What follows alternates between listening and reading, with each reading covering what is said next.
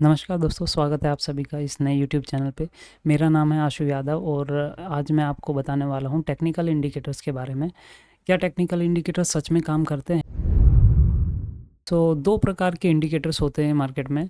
एक है lagging indicators, दूसरा है लीडिंग इंडिकेटर्स। तो लीडिंग इंडिकेटर्स के बारे में हम बात करेंगे तो लीडिंग इंडिकेटर्स आपको क्या बताते हैं? लीडिंग इंडिकेटर्स आपको पहले से पहले मार्केट में एक हल्का-सा अंदेशा देते हैं कि हाँ, यहाँ से अब बेयरिश मूव आएगा कि बुलिश मूव आएगा। अब इसका सबसे बढ़िया एग्जांपल है आरएसआई। आरएसआई बहुत से लोग यूज़ करते हैं, उसमें आपने देखा होगा 2 वैल्यू होती है, एक अपर लेवल की 70 एंड लोअर लेवल पे होती है 30 वैल्यू। सो 70 वैल्यू बताती है कि यहाँ से मार्केट बहुत ही ओवरबॉट टेरिटरी में है, और जो 30 वैल्यू है वो आपको बताती है कि यहाँ से एक नीचे से बाउंस मीन्स अपसाइड ट्रेंड यहाँ से शुरू हो सकता है। सो आइए अब जान लेते हैं कि जो सेकंड टाइप है लैगिंग इंडिकेटर्स, उनके बारे में। लैगिंग इंडिकेटर्स में आते हैं Bollinger bands, simple moving averages, exponential moving averages. So ये मूविंग एवरेजेस और बोलिंजर बैंड्स आपको क्या बताते हैं कि एक बार मार्केट में हल्का सा मूव हो जाता है, उसके बाद यहाँ से अगला मूव आपको प्रेडिक्ट करते हैं कि यहाँ से अपसाइड आएगा कि डाउन साइड आएगा। बेस्ड ऑन दैट काफ़ी सारे ट्रेडर्स और इन्वेस्टर्स अपना पोजीशन बनाते हैं।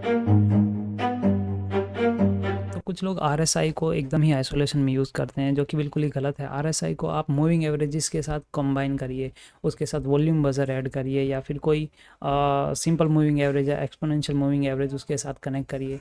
तो इस तरह से आपके चांसेस अच्छे होंगे, इम्प्रूव होंगे, आपका सिस्टम, आपका सेटअप बढ़िया होगा। आइए अब बात करते हैं कि इन सभी इंडिकेटर्स के साथ समस्या क्या है, चाहे वो लैगिंग हो या लीडिंग हो। आप बोलिंजर बैंड यूज़ कर रहे हैं, आरएसआई यूज़ कर रहे हैं, एमएसीडी यूज़ कर रहे हैं। सो सबसे बड़ी प्रॉब्लम जो इंडिकेटर्स के साथ मुझे लगी है वो ये है कि इनमें नॉइज़ बहुत है। मीन्स कभी कभी आपको वो अच्छा सिग्नल देगा, यानी कि पहले 2-3 ट्रेड अच्छे जाएंगे, स्टॉप लॉस हिट नहीं होंगे, बट कुछ ही अगले ट्रेड्स में आपको लगेगा कि यार यहाँ तो बहुत स्टॉप लॉसेज जा रहे हैं, क्यों इतने नॉइज़ है।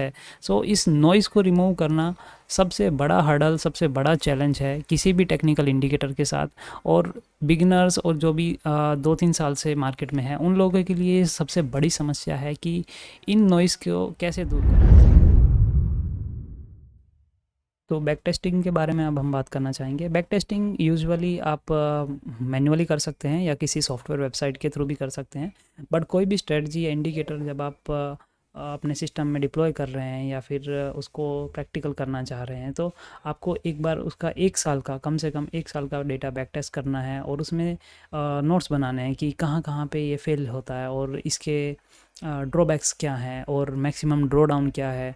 तो उस हिसाब से आप अपना रिस्क मैनेजमेंट ठीक से कर पाएंगे और अपनी स्ट्रेटजी को और इम्प्रूव कर पाएंगे। सो फाइनल कंक्लूजन पे आ जाते हैं दोस्तों। फाइनल कंक्लूजन यही है कि टेक्निकल इंडिकेटर्स काम करते हैं, बट आइसोलेशन में नहीं काम करेंगे। आपको उन पे थोड़ी मेहनत करनी पड़ेगी, आपको डिफरेंट डिफरेंट कॉम्बिनेशन ट्राई करने पड़ेंगे। हो सकता है कि आपको कोई इंडिकेटर आपके लिए नहीं काम करे तो आप चेंज कर सकते हैं, बट आप डिफरेंट डिफरेंट स्विच करने के पहले एक बार पूरा उसको ट्राई करिए, अपने रूल्स पे फोकस करिए, और एकदम स्ट्रिक्ट स्टॉप लॉस फॉलो करिए। जो सिस्टम में हम स्टॉप लॉस लगाने की बात करते हैं कि कुछ लोग मन में स्टॉप लॉस लगाते हैं, वो नहीं करना है आपने।